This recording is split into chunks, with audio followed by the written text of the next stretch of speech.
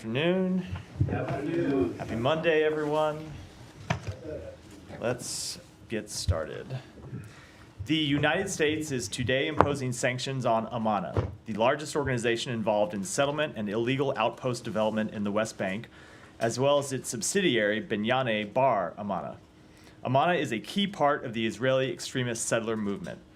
It maintains ties to a number of individuals previously sanctioned by the U.S. government, and it has helped establish dozens of illegal settler outposts and directly engaged in the dispossession of private land owned by Palestinians. In addition, we are imposing sanctions on Eyal Hari Yehuda Company, its owner Itamar Yehuda Levy, Shabtai Koshlevsky, the vice president of Hasamor Yosh, and violent extremist Zohar Sabak. The actions of these individuals and this company have contributed both directly and indirectly to the rise of violence in the West Bank. The United States remains committed to fighting increasing extremist settler violence. Over the past 10 months, we have sanctioned 33 entities and individuals, including today's actions, for their activities in the West Bank. These sanctions have targeted an ever-broadening array of actors, from individuals to organizations, for their roles in the escalating violence and instability. There is no justification for extremist violence against civilians, period. We are committed to working with Israel and the Palestinian Authority to de-escalate violence in the West Bank, which has cost the lives of too many Israeli and Palestinian civilians. The President and the Secretary have repeatedly stressed with their Israeli counterparts that Israel must do more to stop violence against civilians in the West Bank and hold accountable those responsible for it. But as we have also made clear, in the absence of such actions by the government of Israel, we will continue to take our own steps to hold those responsible for violent extremism accountable. And with that, Matt, congratulations on the Bills' victory yesterday. Thank you. Big one. Yes, it was big. Yeah. And it was good. I'm glad that the whole country, with the exception of maybe Kansas City area, is happy. I'm not a partisan to either of those teams, so I won't speak to the relative goodness, but let your remarks stand. Well, thank you. Before we get back to the what I'm sure will be a lot of questions about the Middle East, I just wanted to ask you quickly about transition. Is there anything new to report on contacts between incoming team and state? So a couple things. With respect to the official transition process, no, there's nothing that has changed. I'll let other agencies speak to the memorandum of understanding process. My understanding is that there has not been a signed memorandum of understanding, which is what has to take place before the incoming administration's transition team can come start work here, getting briefed and getting access to information to proceed in the transition process. That process has not changed. There has been an additional contact I can read out. The Secretary phoned Secretary-designate Marco Rubio yesterday to offer his congratulations on his appointment and to pledge to him, as we have said publicly, that we will do everything within our power to make it a successful transition. Okay, and that was the extent of it? That was the extent of the call, yeah. Okay. Now, on to the, does anyone have another transition question? Did the Secretary talk about any policy issue? I'm not going to get into any further specifics other than that what I said, which is he called to offer his congratulations and pledged that we would work to make it a successful transition. So on the Lebanon front, there's a whole flurry of speculation and reports that something is in the works. Can you fill us in on where things stand there? So we continue to be engaged with our Israeli counterparts, with the government of Lebanon, with a number of other countries, both in the region and outside the region, to try and reach a resolution to the conflict across the Blue Line. As you know, we've been trying for some time to get a resolution that would see UN Security Council Resolution 1701 fully enforced, and we are making progress on it, but I wouldn't want to comment on it beyond that. Do you know if are people heading out to the region? Well, we always have people moving around various places in the region, but with respect to any travel to Lebanon, I don't have any to announce today. Okay. Not everybody at once. Wait for. All right, Alex. Thank you, Matt. Front row is very demure today. It's like everybody else was watching the Bills game and celebrating. No. Can we just stay then on the Middle East if he wants to? Sure. I just on Gaza. Yeah. And the aid situation, which does not seem to have improved significantly at all since last week in your announcement last week. What's the latest on that? So we have seen the situation improve, though to see the actual realization of all of those improvements, we do think will take some time. But we have seen the government of Israel take additional steps. They voted last week to allow 250 trucks per day in, and then in addition, the Prime Minister instructed the Minister of Defense to make every effort to get that level of daily truck deliveries up to 350, which is the number that we called for in the letter. As you know, they now have 5 crossings open. They reopened a crossing that had been closed. They opened a new crossing, things that we called for. They restarted the Jordan Air Force's corridor, something that we had called for. They removed 30 items from the dual-use restricted list, something that we had called for in the letter on behalf of a number of humanitarian organizations that had been calling for those steps to be taken. They restored deliveries to the north. They expanded the Mawasi humanitarian zone by 25%, something that we had called for in the letter. They are implementing the UN's plan to prepare for winter, which includes things like repairing roads, facilitating the entry of winter-specific aid, vaccinations for winter-specific diseases. And so we have seen them take a number of steps, some of which have been public, some of which they have communicated to us, and I'm making public now.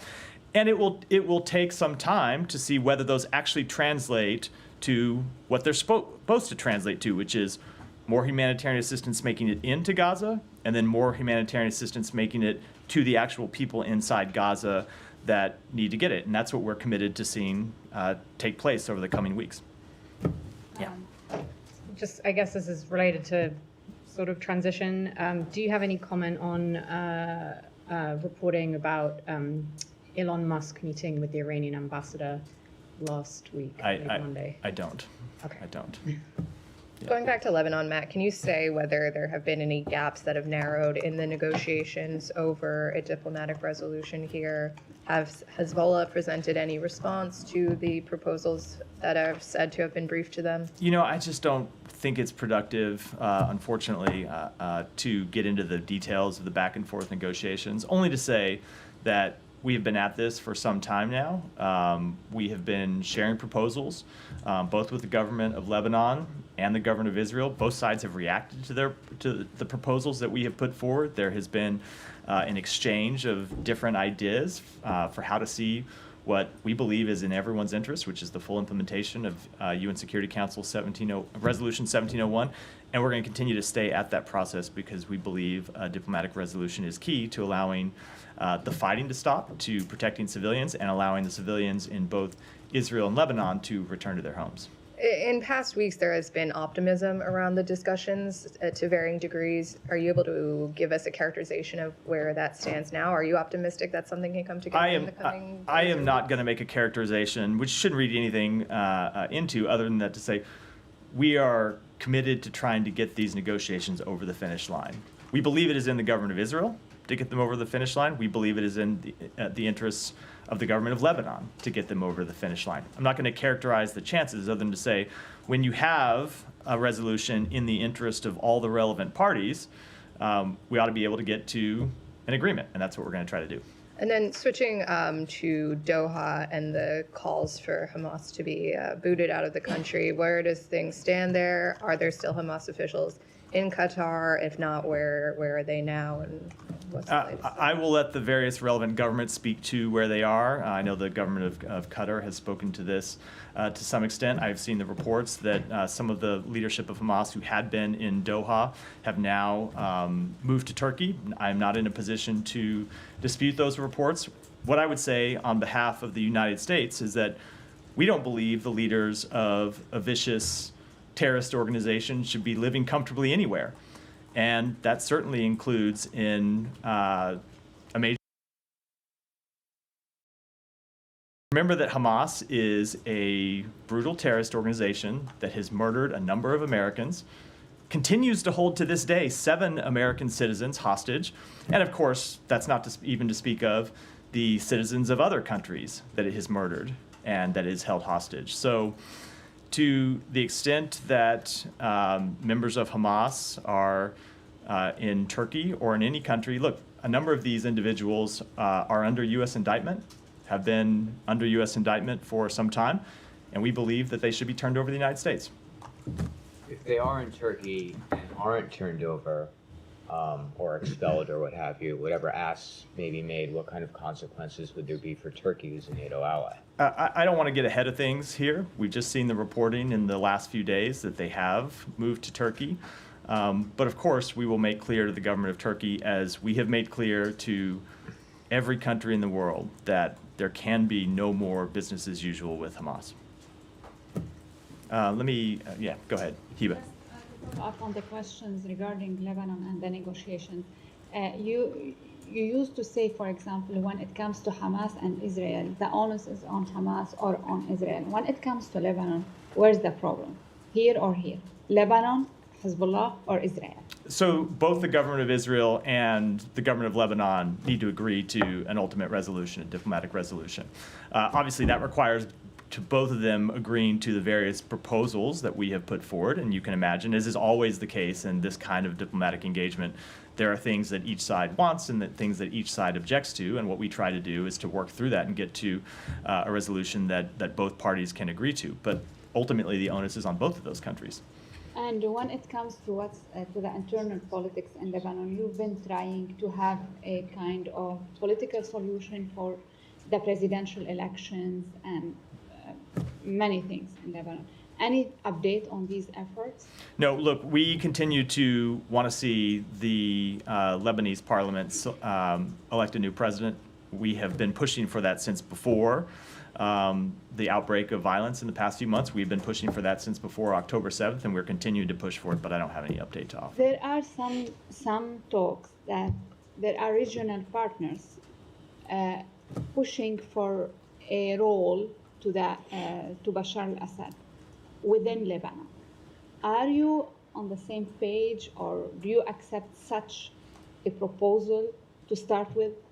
I don't know what proposal that refers to specifically, and I wouldn't want to comment on it here today. Thank you. So let me just try to stay in the region first. Michelle, go ahead. Matt, do you support the Israeli right to intervene in Lebanon militarily in the future in case the Lebanese armed forces or the UNIFIL don't move against Hezbollah, So especially in the south? Yeah, so I don't want to speak to that specifically. I know there have been reports about various things that may or may not be under negotiation. So sometimes when I comment on even general questions like that here, they're interpreted as me weighing in on the specifics of negotiations. I will, of course, say that every country in the world has the right to defend itself against terrorist attacks. That includes Israel, includes other countries as well.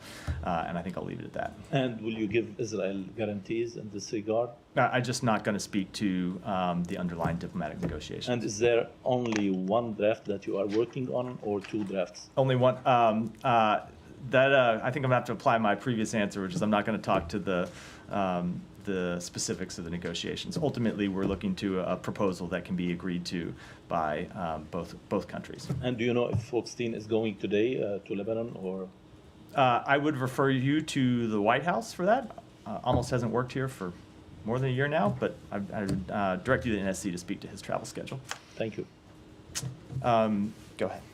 Yeah. Over the weekend, Haaretz reported on Israel's crackdown on foreign activists in the occupied West Bank, stating that at least 16 foreign activists, many of them our Americans, have been expelled from Israel since last October after being detained in the West Bank. Have you seen these reports, and do you have any reaction? Do you believe that Israel is deliberately targeting foreign activists? Yeah, we have seen the reports, and we are currently gathering more information about them. I don't have any specific information to speak to, and so don't have any comment on them, but would say in general, we support the rule of law and due process, and will continue to advocate for these principles, especially when they pertain to the treatment of U.S. citizens. And one more on this, activists being targeted. Turkish-American activist Ayşenur Ezgi was also killed by Israel in the West Bank 69 days ago, and there has been no accountability to this day. Eyewitnesses say she was deliberately targeted by Israeli forces. The last time I raised this issue at the briefing, you told me that you were pressing Israel for answers. Have you received any answers? Do you have any update? No, I don't have an update. That continues to be the case. We have been in contact with the government of Israel, including very recently about this case, to make clear that we wanted to hear from them exactly what happened. As you know, the Secretary has said that it is unacceptable that anyone should be shot and killed just for attending a peaceful protest. And we continue to press the government of Israel to conduct its investigation and to brief us on the results of that investigation. But I don't have an outcome to read out as of yet. Are there any steps that the State Department plans to take regarding this instead of, waiting for answers So from Israel? we want to see the end of the investigation before we speak to that, which does not mean that it is an open-ended timeline, right? There's a point at which. Are we talking about weeks, months, or years? I'm not going to speak to it publicly. We're in conversation with the government of Israel about it. But we want to see the investigation be thorough, and then when we see the results, we'll of course be willing to speak to them at that time, as well as any additional steps that may or may not be warranted. Yeah, thank you, Matt. On the U.S.-Iraqi discussion over the security relations in the future, you were scheduled to have a meeting in Baghdad before the end of this administration. But an Iraqi diplomat told me that the Iraqi government has requested the State Department to postpone the meeting to next year and changing the venue from Baghdad to Washington, D.C. Have you received such a request? And what updates do you have for me about your discussions with Iraq over security relations? I'm going to have to take that question and get back to you. I'm just not tracking the details of either timing or location for that meeting. And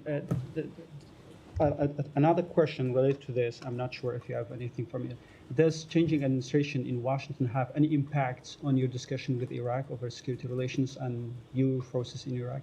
So that gets back to a question I spoke to last time I was here, which I guess was week before last, right after the election, when I was obviously traveling last week. And the general answer to that is I obviously can't speak to what the next administration will do on any policy area anywhere around the world.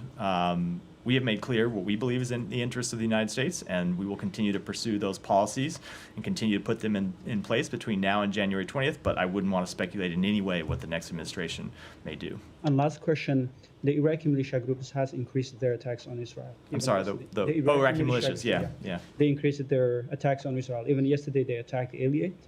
And they are using a pretext that Israel has used the Iraqi airspace to attack Iran. And the Iraqi government was saying that we are going to engage with the U.S. on this. What's your comment on that? Do you think it's the right pretext? We clearly do not. We have engaged with the government of Iraq on this very question to make clear to them that the government of Iraq should not allow the territory of Iraq to be used to launch terrorist attacks against anybody. And it is not in Iraq's interest to be pulled into a regional conflict. And so the government of Iraq should take all appropriate steps to prevent these terrorist organizations from launching such attacks. Thank you. Staying in the region. I wanted to move to Russia. I should have. I will come to you next. Let me just make sure anyone else has anything else in the region. Go ahead, and then I'll come back to you next time. Thank you, Matt. According to Israel Behind the News report, UNRWA schools in Bethlehem are reopened, and UNRWA is actively participating in the war against Israel. My question to you is, will the U.S. therefore demand on arms and ammunition inspection of UNRWA schools and medical clinics and a follow-up? So I don't know what report you're referring to, but we do not believe that UNRWA is engaged in active war against the state of Israel. Okay. UNRWA, let me just finish. UNRWA exists to provide humanitarian services to the Palestinian people. We believe it's important work that they play. Now, we take very seriously the allegations that there were UNRWA employees who were involved in the terrorist acts of October 7th and made clear that that's absolutely unacceptable. And those employees must be held accountable for those actions, but that's different than painting with a broad brush the entire organization. Again, another issue, in light of the U.S.-UNRWA Accord, which conditions U.S. aid to UNRWA on the removal of incitement in texts and murals from UNRWA, will the U.S. demand that murals and texts which glorify murder of Jews be removed from UNRWA refugee camps in Bethlehem. I don't know exactly what specific report you're referring to, so I'm not going to comment on it. Simon, go ahead. What can you tell us about what the current policy is on whether Ukraine can launch long-range missile strikes into Russia using U.S. missiles? I don't have any policy updates to speak to today. As you know, since even before Russia launched its full-scale invasion, the United States has marshaled a coalition of more than 50 countries to provide assistance to Ukraine and to hold Russia accountable for its actions. We have made clear that we will always adapt and adjust the capabilities that we provide to Ukraine when it's appropriate to do so, and you have seen us back that up with steps that we have taken over the past several years, but I don't have any new policy developments to speak to today. Obviously, this is already being reported that there is a change of policy, and the Kremlin has responded saying this is a major escalation from the U.S. Do you have you're not confirming the policy change, Yeah. but given that this is already information out there that Russians are responding to, what's your take on them accusing you of escalating this conflict? Yeah, so again, I know this goes without saying, but let me say it anyway. I'm not going to speak to or confirm any policy changes. But when you look at escalation of this conflict, it has been Russia that has escalated the conflict time and time again. And that includes just in the recent month when Russia recruited the deployment of more than 11,000 North Korean soldiers who are now on the front lines in Kursk, engaging in combat operations against the Ukrainian military. That is a major escalation by Russia, bringing in an Asian military to a conflict inside Europe. And as we said, as the secretary said, our response to that would be firm. And the supporters of Ukraine's response to that needed to be firm. And we will continue to do what is appropriate to hold Russia accountable for its actions, including its escalatory actions, and to hold North Korea accountable for its escalatory actions. The Russians say that they can just deploy whoever they like to Kursk because it's inside their own country. What's the kind of principle here that a country can't bring in other troops to defend? So the first principle that we need to remember, of course, and I know you haven't forgotten this, but for everyone else, is that it is Russia that started this war by invading the sovereign territory of its neighbor. Russia that invaded Ukraine supported proxy war in 2014, and then that launched a full-scale invasion of Ukraine in 2022. And so if Russia wanted to stop the attacks on its territory, it's the aggressor here. And it could withdraw from Ukraine. It could stop targeting Ukrainian civilians. It could stop targeting Ukrainian civilian infrastructure. It could stop occupying Ukrainian territory. So it matters very much who is the aggressor in this conflict and who is the victim. But the fact that Ukraine is defending the occupation of its territory by launching attacks inside Russia in no way justifies the escalation of this conflict by introducing a foreign army into conflict directly with Ukrainian soldiers. And you've said that since the election of Donald Trump as the president-elect, you've said you will surge remaining military assistance to Ukraine. With I guess the idea of strengthening the Ukrainians, from the sort of comments from Russia, sort of saying, well, this is an outgoing administration and they are acting irresponsibly by further escalating a conflict. I know you're not confirming this particular act, but you have talked about rushing support for Ukraine and giving the Ukrainians as much as possible. Is there a danger that you are fueling the fire of a conflict that your successor may have a different view on? The American people elected Joe Biden to a 4-year term, not to a term of 3 years and 10 months. And we will use every day of our term to pursue the foreign policy interests that we believe are on behalf, that we believe are in the interests of the American people. If the incoming administration wants to take a different view, that is, of course, their right to do so. And I expect in many cases they will do so. But it is our duty to fulfill the mandate that the American people gave to President Biden. And we will continue to do that. And I would add that when you look at the position of the American public on support for Ukraine, there has been overwhelming support among the American people, and there's been overwhelming support in Congress for providing this aid to Ukraine. So we're going to continue to provide it and get all of it out the door before we leave office. Yeah, Janet, go ahead. Thank you very much. Russia and North Korea. Russian Kremlin stated that even after the war between Russia and Ukraine ends, North Korean troops will remain stationed in Russia. What are your concerns about the integration of North Korean troops into Russian units? We continue to be greatly concerned about the security relationship between North Korea and Russia. And I think it's worth pointing out our concerns are not just because of the fact that North Korea has introduced its own forces onto the battlefield with Ukrainian soldiers, but what it is that North Korea might be getting in return. Seems very hard to believe that they sent 11,000 soldiers to fight in Russia, potentially die in combat against the Ukrainian military, without getting something in return. Now, we don't know what that may be, but it doesn't require a great leap of faith to believe that it is going to be something that is deeply destabilizing to security in Asia, which is why we have made those concerns quite clear to a number of countries in the region.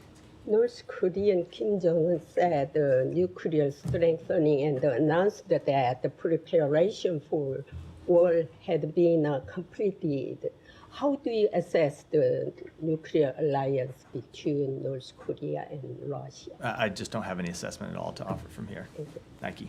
Yeah, just follow up on Simon's question. Do you have anything to confirm the veracity of a news report that following a nod from the United States, France and UK have actually decided to allow Ukraine to use long-range fires to strike deep within Russia, including the Storm Shadow missiles? I don't think you will be surprised at my answer, Nike. Having not been willing to confirm these reports about U.S. involvement, I'm certainly not going to speak to involvement on behalf of other countries. During your recent meetings with European officials, what sense do you get regarding the land for peace? Regarding land for peace, so I will say that when we were in Brussels last week and the Secretary met with a number of his foreign counterparts, met with the Secretary General of NATO, briefed the NAC and received updates from representatives of a number of NATO countries, and of course met with his British counterpart and had a number of other conversations over the past few weeks. What we have heard consistently is that it is for Ukraine to decide if it wants to enter into negotiations, when it enters into negotiations, what the parameters of those negotiations would be. That has been our policy, that it's up to Ukraine to make those decisions, and that has been the policy of our allies and partners, and we have seen no change in that policy by our allies and partners. But I do think it's always worth adding, when we talk about potential negotiations, that we have seen no change in posture by the government of Russia when it comes to negotiations. And you just have to look at the deadly attacks that Russia has launched against Ukraine over the past few days to see that far from showing any willingness to enter into negotiations, they continue to look for ways to escalate the conflict. Was there a growing acknowledgement that countries may be forced to accept a political reality? So I'm just not going to speak to private discussions among our allies, but in every conversation that we have had over the past weeks, we've heard the same thing that we have heard over the past few months, which is that it is up to Ukraine to decide Ukraine's future and that no other country can or should dictate that to them. And if I may ask a transitional question, sorry about that. China House, how do you assess the future of the Operation China House given a State Department structure is expected? Yeah, so again, I'm a little loath to predict the future under the incoming administration. I will speak on behalf of this administration and say that we have seen the work of China House to be absolutely instrumental to the policies we have pursued to manage our competition with China appropriately and to rally our allies and partners to the threat that China poses in many cases. And we think that work is important, and we're going to continue that work. But as to what changes the incoming administration will make, I obviously can't speak to those. Thanks. Yeah. Regarding Ukraine aid more broadly, of all the aid packages that have been sent so far, such as the 425 million announced on November 1st, how much is yet to be dispersed, and is the expectation that that'll all be dispersed by January 20th when the new administration? So when it comes to the provision of security aid and how much is left in stock, I'd refer you to the Pentagon to speak to that question. I know that they have spoken to that at various times in their daily briefings. I have a number in my memory, but I'm afraid if I try to pull it down, I'm gonna get it wrong. So I'd refer you to them to speak to how much of that appropriated security assistance is remaining. But when it comes to that security assistance, we are committed to getting all of it out the door before January 20th. And just as a follow-on, as you said, the Biden administration have 2 months and 2 days left. How typical or atypical would it be for an administration to take such a significant foreign policy decision in its last stretch? So I don't know which specific decision you were speaking to. The appropriated money was provided by the So let me just say, with respect to the money, it was appropriated by the United States Congress, and it was appropriated for a reason, to make sure that it's delivered to the government of Ukraine, and that's why we are carrying out the policy. We intend to faithfully carry out that duty. When it comes to any potential policy changes, as I said, the president was elected to a 4-year term, and the American people expect him to govern for a 4-year term, and the American people expect him to make the decisions that he believes are appropriate. There is no one who thinks that for the first 2 months of the next term, they're supposed to continue to carry out the decisions made by this president. That's not how presidential terms work. There's one president at a time, and as long as Joe Biden is the president, he will make the appropriate decisions, and when the next president takes office, he can make his own decisions. Yeah. Thank you, Matt. Just a couple of kind of clarifying questions for me. This is clarifying for me, it might be clear for others. Would you rather not talk about policy change, or there is no change? I said I'm not going to speak to any potential policy changes one way or the other. I mean, the secretary. I don't think you're unclear, Alex. Despite the preface to your question, I don't think you need clarification. The secretary made here. it clear that depending on the situation on the battlefield, we will adjust our policy. Have you done anything since the first time you heard about North Korea providing, troops for Russia to fight? Anything to discourage North Korea from providing more? Yeah, we have been in close conversations with not just our allies and partners, but with other countries who we believe should be concerned.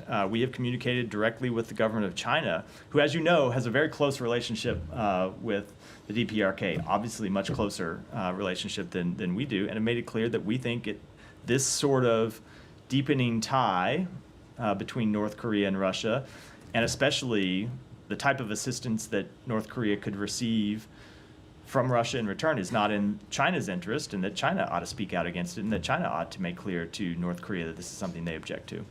I mean, these are the statements, but there was no action. We have taken a number of steps, and if you look at the diplomatic engagements that we have pursued, Alex, I could point you to, oftentimes I can't speak to them publicly, but there have been a number of times over the past few months when our diplomatic engagements with allies and partners or other countries have led to them to intervene and potentially ward off a dangerous escalation. Tomorrow marks 1,000 days since February 24, 2022. Why not strengthen Ukrainians' hand while you can, by letting them strike back deep inside Russia? If you look at what the United States has done, we have supplied Ukraine with an extraordinary amount of equipment, billions and billions of dollars of equipment that they have used to prosecute this war, that they have used to push Russia back off of Ukrainian territory in many respects. The job, of course, is not completed, and we have authorized them to take strikes inside Russia. Now, with respect to any other potential policy changes, as I said, I'm just not going to speak to them from here. You believe you still have time? I'm sorry? You believe you still have time? I don't have anything further to say on the matter, Alex. I think it's quite clear. Thanks so much. My last one on this matter. German Scholz called to Putin. Was it helpful, harmful? Where are you at this? I don't have any comments about the diplomatic engagements by the government of Germany, who is, of course, a close ally of the United States. Thank you. Go ahead. Thanks, Matt. An Indian citizen, Anmol Bishnoi, was detained in California by the U.S. Immigration Department last week. Media reports suggest that FBI officials and Indian security officials have discussed the possibility of deporting him. Wondering if you have anything to add on this report or, verify this report. No, the only thing I would add to it is that it would be appropriate if anyone is going to comment on such a report, it would be the Department of Homeland Security and the FBI, not the State Department. There were also disturbing reports of. I said is going to. They may and I prefaced it that way because they may decline to comment, but I certainly am not going to comment on something that falls within their jurisdiction. Right. There were also disturbing reports of mob violence when a political gathering of Awami League in Bangladesh was attacked for peaceful protests. Public attacks on women, minorities attacks, journalists jailed, and press access cancelled. Critics of the interim government suggest that the 15th August students' monsoon revolution is taking the country back to the conditions from where it all started. We heard Vedant condemning it here from the podium, but have you had any engagements with the Bangladeshi interim government on this particular issue? I'm not going to speak to private diplomatic engagements from here, but we have made clear to the government of Bangladesh, as we make clear to countries all around the world, that we support the right to peaceful protest and that in no way should any government engage in violent crackdowns on peaceful protests. And one last one. Yeah. Bangladesh Attorney General pushed for change in the constitution to remove the word secular from the constitution amid growing attacks on religious minorities. Wondering if you have anything to add on. I'll take that back and see if we have anything to say about it. Go ahead.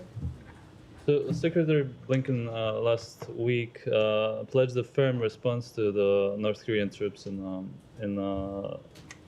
fighting in the war.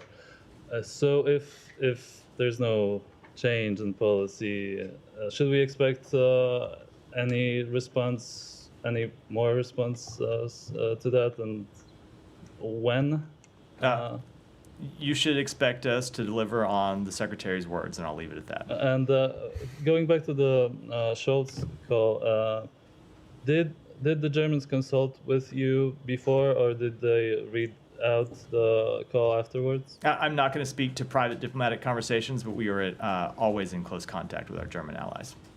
Yeah, go ahead. Thank you. A quick follow-up on UNRWA. When Israeli parliament actually passed the bill to ban UNRWA, you told me that you oppose this and there could be consequences under the U.S. law. I wonder, is there any update on that? Will this administration take any action against that? We are still in the implementation period for that law, and we have made clear to the government of Israel that how concerned we are about the implementation of that law, and will continue to stay engaged over the course of that implementation period, which is, I believe, 90 days.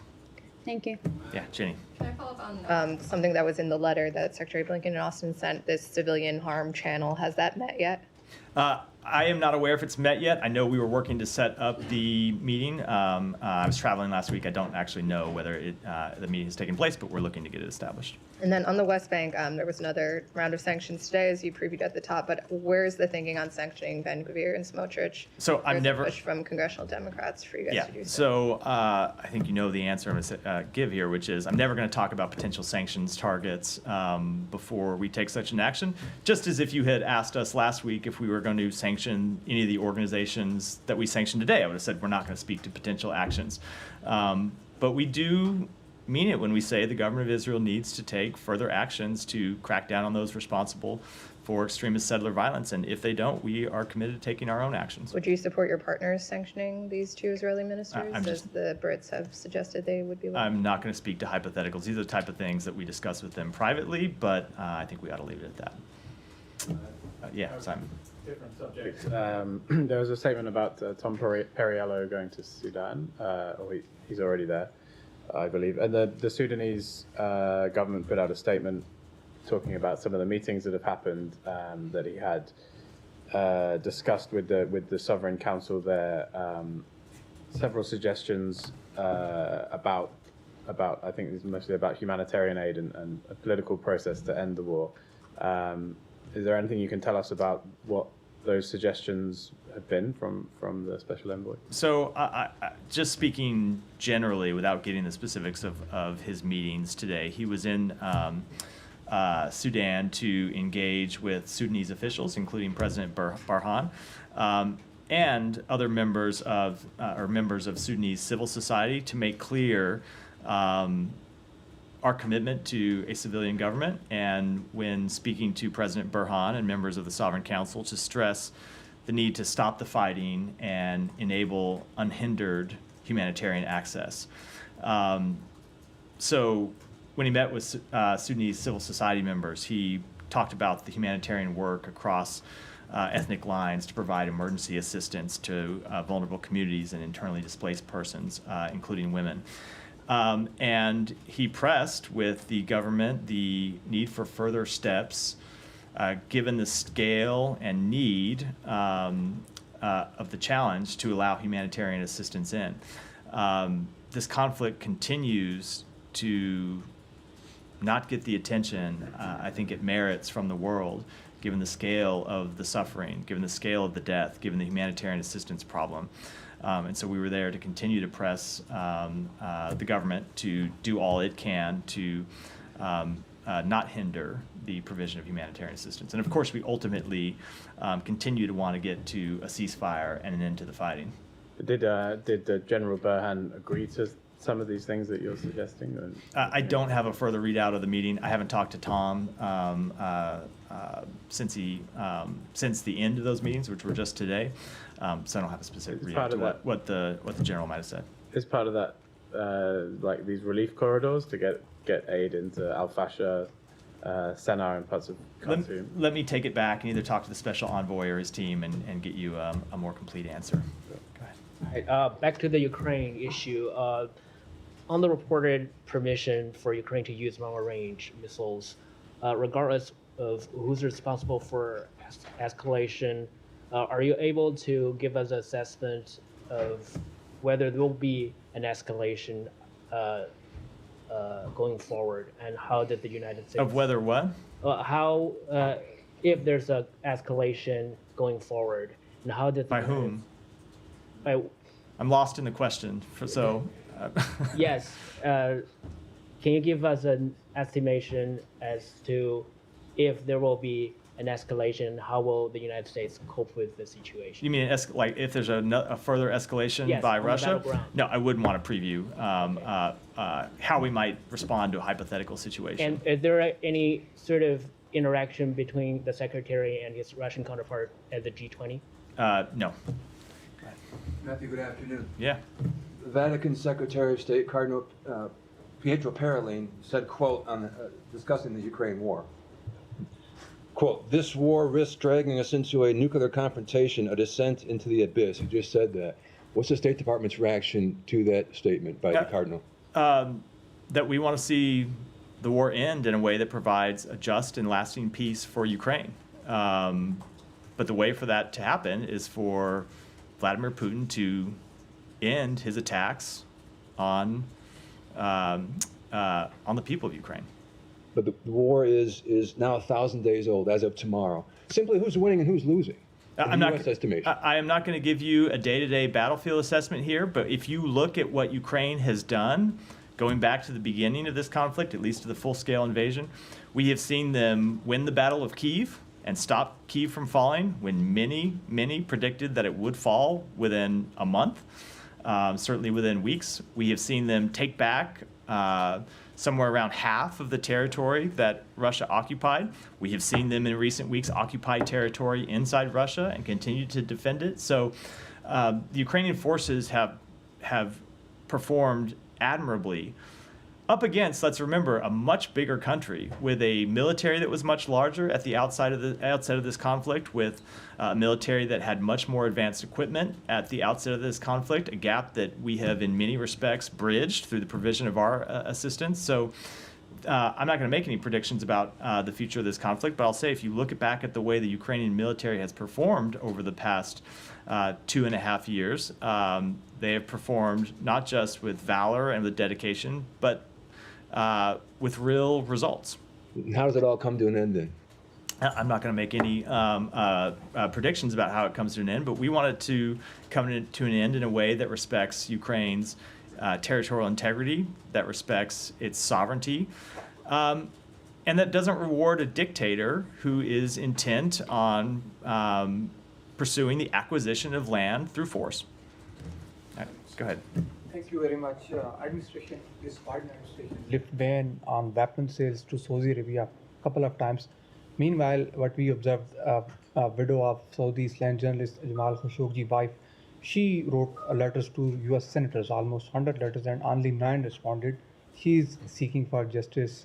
The question is, with the start of this administration, these things, weapon transfer and defense deals with Saudi Arabia, all were linked with humanitarian records, rights, and other things. So, did you guys get some assurances from Saudi Arabia for letting them in these defense deals? So look, when it comes to the provision of military assistance to any country around the world, of course, we take into effect humanitarian record and how our weapons might be used, and we make the decisions appropriately. All right, with that, we're wrap for today. Thanks, everyone.